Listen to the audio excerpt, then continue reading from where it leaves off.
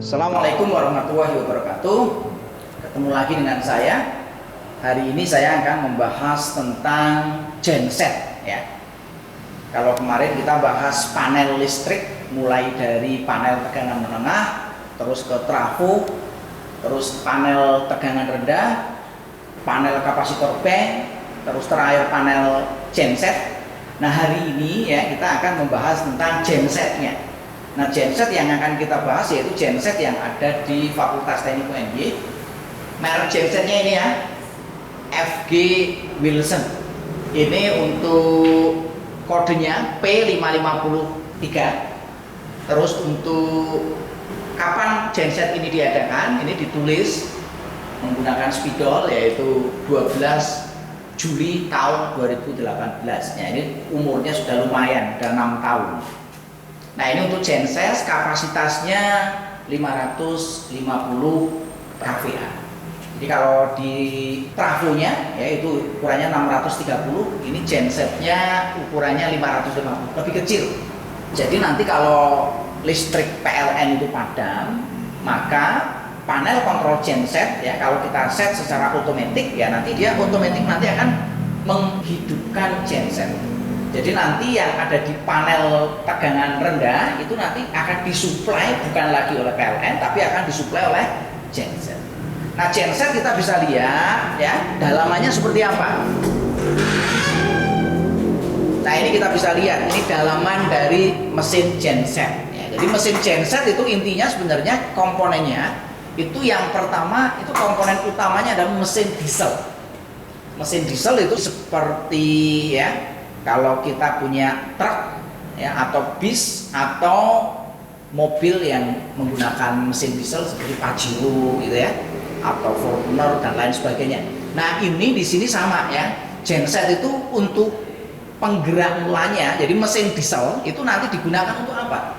Ini kalau kita lihat dalamannya seperti ini ya, bisa dilihat semuanya. Nah, dalamannya mesin diesel seperti ini. Ya, ini nanti kalau ingin lebih detailnya bisa dilihat lagi. Ini dalamannya seperti ini, bisa kita lihat. Ini mesin dieselnya ya. Mesin dieselnya ya. Oke, dari mesin diesel ya, komponen yang kedua itu adalah generator. Nah, generatornya ada di bagian sini ya. Ini mesin generator. Jadi nanti diesel itu sebagai penggerak mula. Yang nanti itu kalau di pembangkit listrik tenaga uap kan pakainya turbin. Turbin itu digerakkan pakai uap. Nah, kalau di sini itu penggerak mulanya mesin diesel. Mesin diesel itu termasuk dalam kategori motor bakar. Motor bakar itu adalah motor yang mengubah ya dari solar menjadi energi gerak atau putaran di sini. Geraknya apa? Piston ya. Nanti dari piston digunakan untuk menggerakkan apa namanya poros. Nah, porosnya nanti dikoppel dengan mesin generator. Nah, mesin generatornya di sini kita bisa lihat ya, untuk mesin generatornya nanti bisa dilihat di nameplate-nya ya. Nah, ini untuk mesin dieselnya ini pakai merek Perkin ya. Ini kita bisa lihat di sini ya. Ini ada tulisannya Perkin. Nah, ini untuk mesin dieselnya. Mesin dieselnya nanti pakai mereknya Perkin ya, yang nanti digunakan untuk menggerakkan generator. Nah, generator yang digunakan itu adalah pakai mesin sinkron. Nah, mesin sinkron itu adalah mesin yang kecepatan putar antara rotor dan stator itu sama. Kalau yang tidak sama namanya adalah mesin asinkron. Jadi di sini yang digunakan adalah generatornya generator sinkron. Nah, untuk starting di sini menggunakan aki. Ini bisa dilihat nggak? Aki yang ada di sini. Ini umumnya untuk generator menggunakan tegangan 24 volt. Karena 24 volt biasanya menggunakan dua aki yang nanti dihubung secara seri ya. Ini pakai dua aki 1 dan aki 2 yang dihubung secara seri. Ini yang nanti digunakan untuk starting dari gensetnya. Jadi pada saat awal itu startingnya menggunakan aki. Kalau genset zaman dulu itu startingnya pakai udara bertekanan atau pneumatik ya. Nah, kalau yang genset kecil seperti yang untuk genset rumah tangga itu bisa pakai engkol. Nah, ini untuk gensetnya. Nah, bagian-bagian genset yang lain itu ada cukup banyak ya. Ini kalau kita lihat ya, ada karena mesin diesel, yaitu nanti ada bagian pelumasan. Nah, bagian pelumasan nanti bisa dilihat sana ya. Terus ada bagian pendinginan. Nah, ini pendinginan bisa kita lihat ya. Ini yang nanti terhubung ke knalpot genset. Ya seperti kalau di mobil atau di kendaraan itu kan ada knalpot. Nah, ini sama, ini genset ada knalpotnya. Nah, ini karena knalpotnya panas, ini maka harus dibungkus supaya nanti tidak berbahaya di sini, ya, tidak merusakkan peralatan yang ada di sini. Nah, karena genset juga mengeluarkan polusi udara, maka di sini nanti dikeluarkan di sini ya untuk polusi udaranya. Nah, berikutnya genset itu kan panas ya, kalau kita lihat di sini panas, maka genset butuh pendingin. Pendingin genset itu ada dua. Yang pertama adalah pendingin yang pakai ini ya, pakai kipas ya, yang nanti kita gunakan untuk mendinginkan dari mesin genset.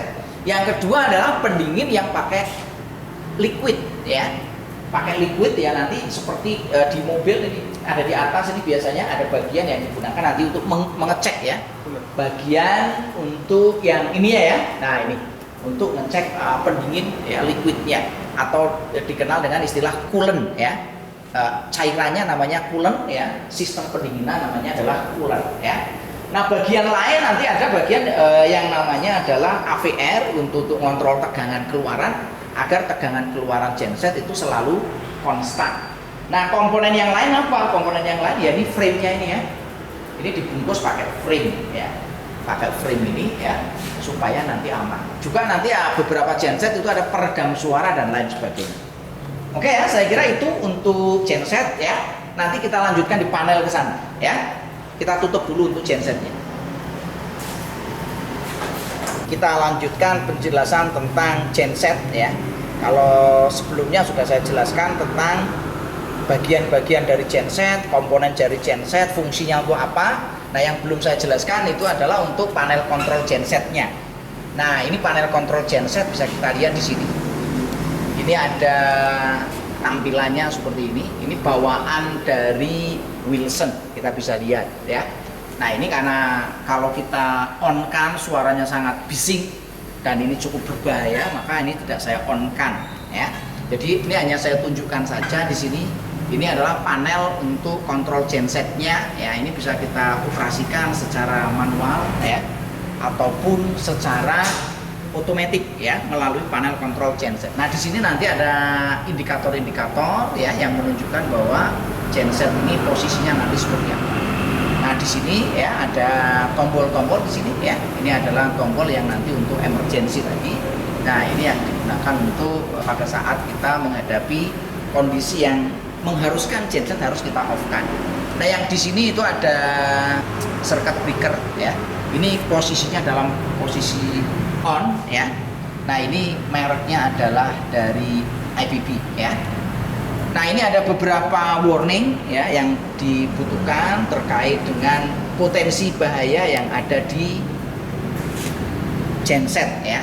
Sehingga nanti di dalam pengoperasian genset di sini ada potensi bahaya, sehingga nanti harus dilakukan oleh orang yang kompeten ya, dan orang yang mempunyai sertifikasi. Nah, di sini ada beberapa simbol-simbol yang nanti bisa digunakan untuk membantu ya.